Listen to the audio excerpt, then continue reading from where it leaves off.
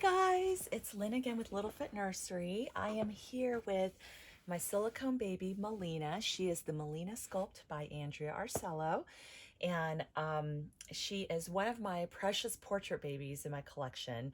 I have four portrait babies that Andrea has done for me over the years. And Andrea, if you're seeing this video, thank you again so much.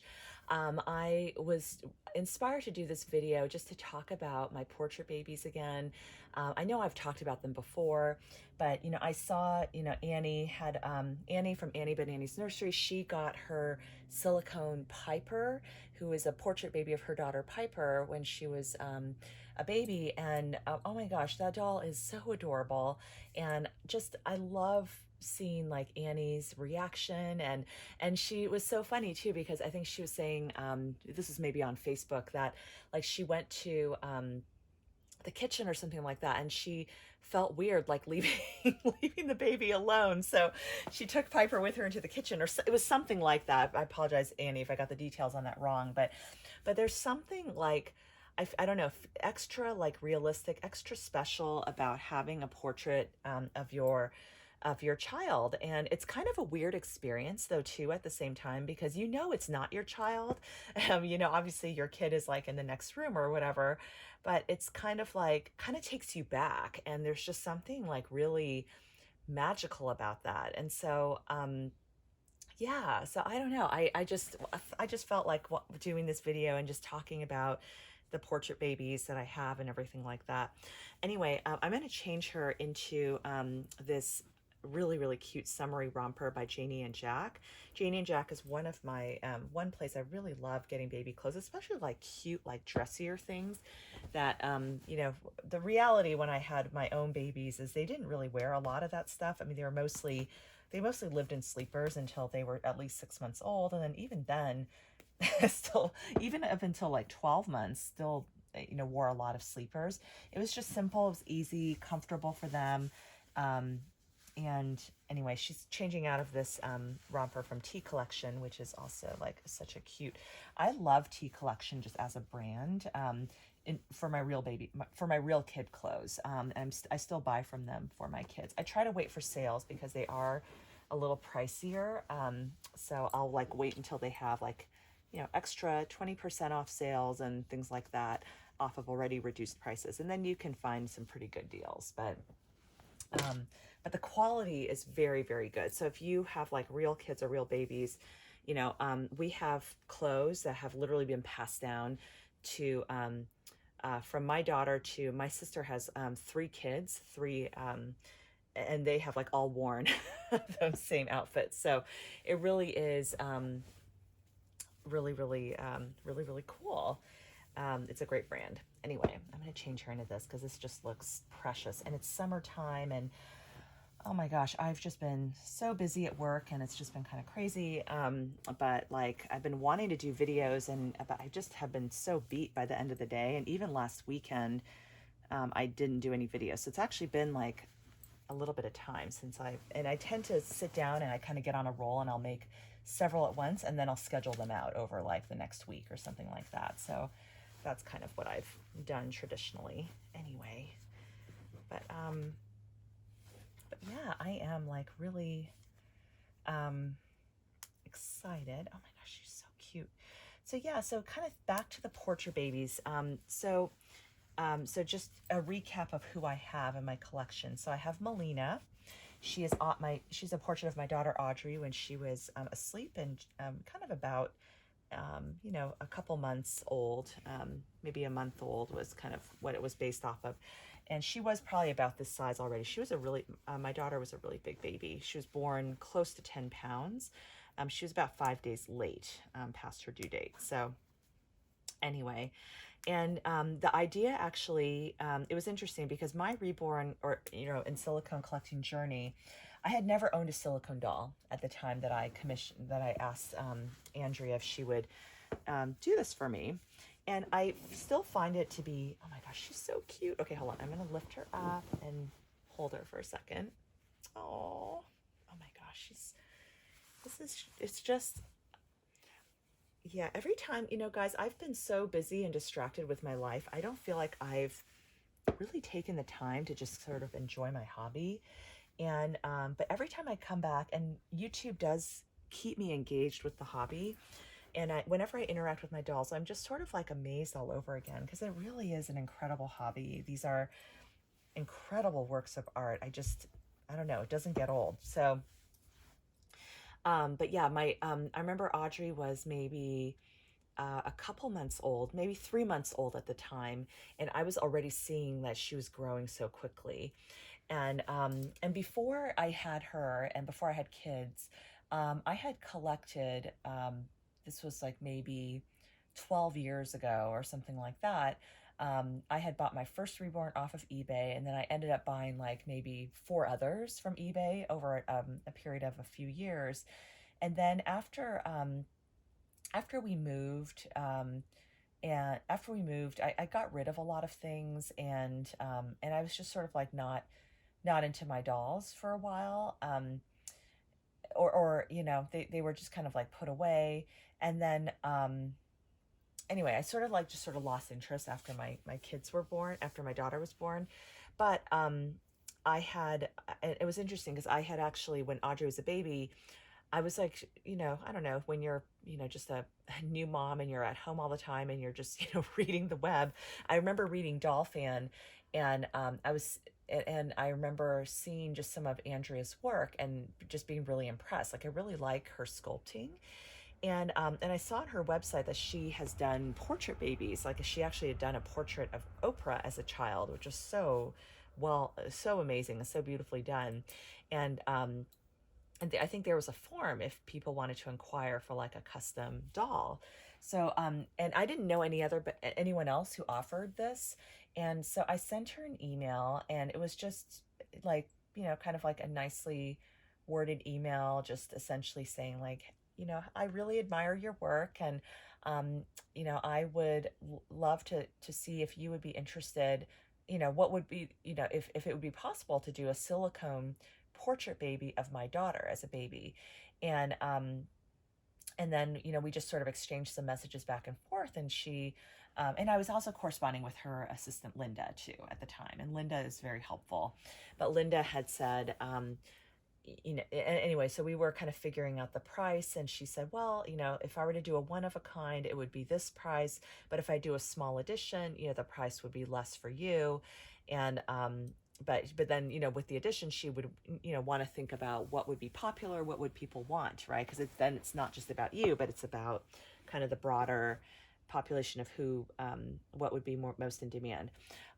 This was the doll I wanted. I actually wanted her to just do a sleeping sculpt of Audrey, because I thought it would be most realistic. I'd been doing a lot of research about how sleeping babies are most realistic, and a lot of those moments that I like wanted to capture were when I'd be holding her in my arms and she'd be asleep, and I just wanted to, capture that moment, of a sleeping baby.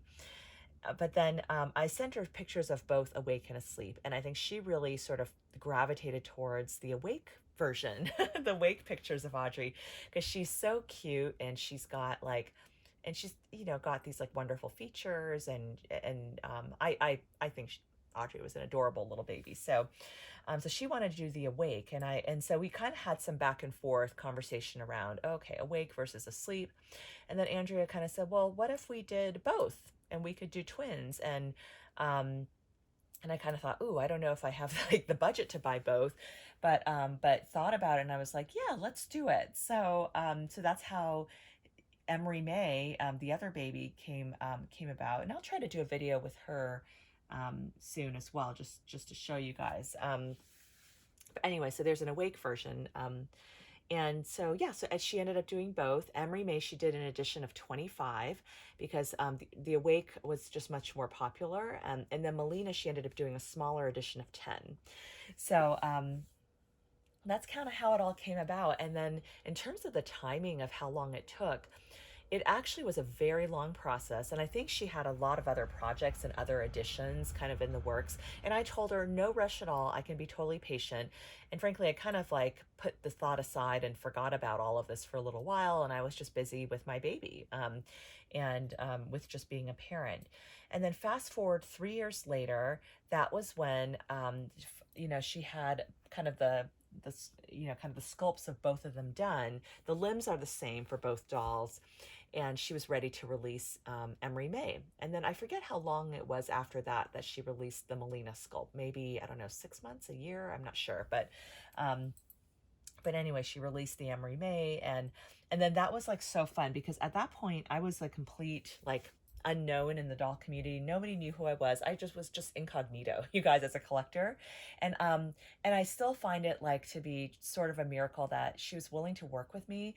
And it was also her very first Asian baby, Asian sculpt that she's done. And so and then what was so neat was kind of shortly after she was done with this sculpt, that was when she adopted her daughter from China. So it was just kind of came full circle, and it was just sort of just a really, really neat thing. And so I still to this day am just incredibly thankful to Andrea, and just for her willingness to work with me, just being this like random person she had like never heard from before, and I hadn't even been a customer of any of her other dolls before. So it really was just, I feel like, a stroke of luck that this all worked out and came together. And it was just like a wonderful collaboration. Like, she sent me, work in process photos along the way, and I was sort of checking here and there.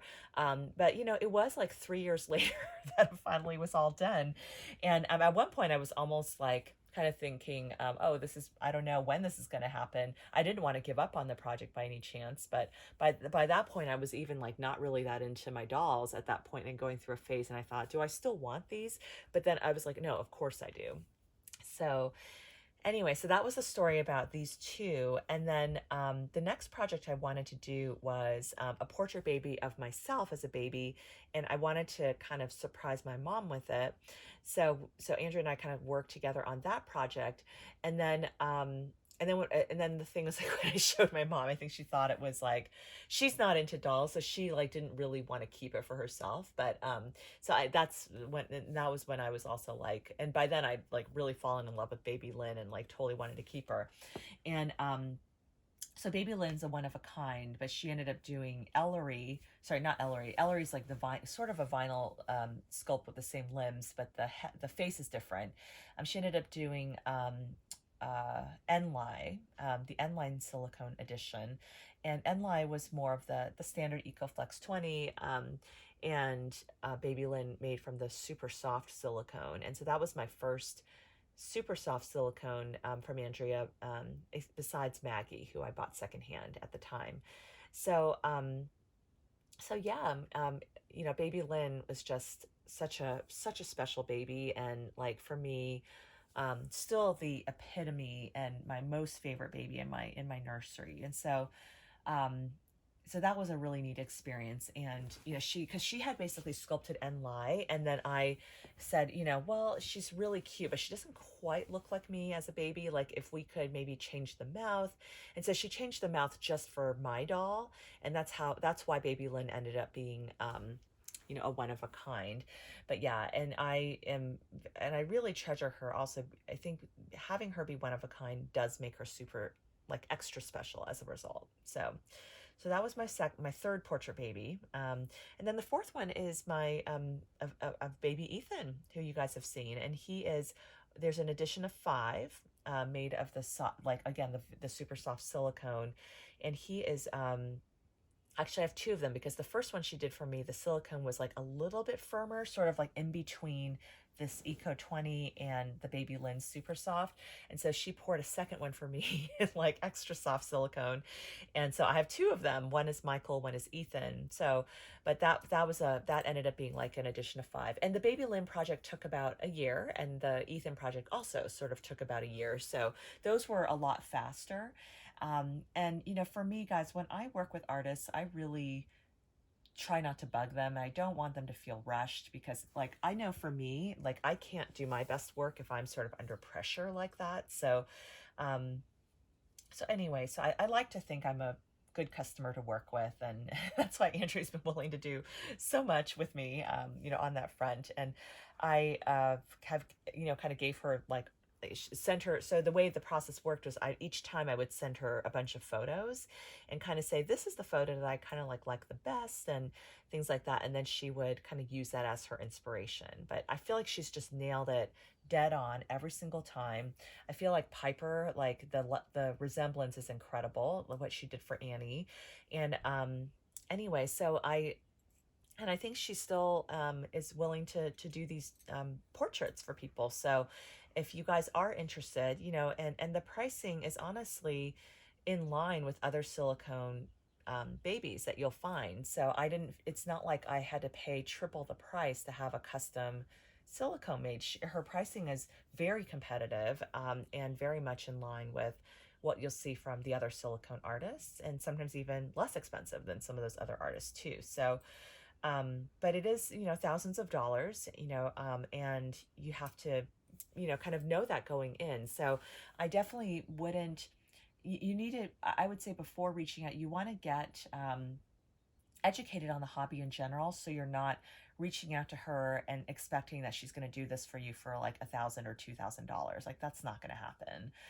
And there's an incredible amount of work when it's a custom silicone, because she has to sculpt the doll, the baby, to the likeness of the photos that you provide, and then there's the pouring of the silicone, the painting, and then you know the rooting of the hair and all that stuff. And Andrea did her own rooting for Emery, May, and Melina, as well as Ethan. But then and baby Lynn too. She actually, all of my dolls she rooted herself. So, but I know like Annie had hers rooted by somebody else and stuff like that. So that's also an option if you want to have your doll rooted by someone else. I think that's totally fine. So anyway, that's all I wanted to chat about. I hope this was like a fun topic and enjoyable for you guys to kind of learn the history a little bit. And thank you so much for watching. I hope you guys have a great day, and we will see you on the next video. Bye.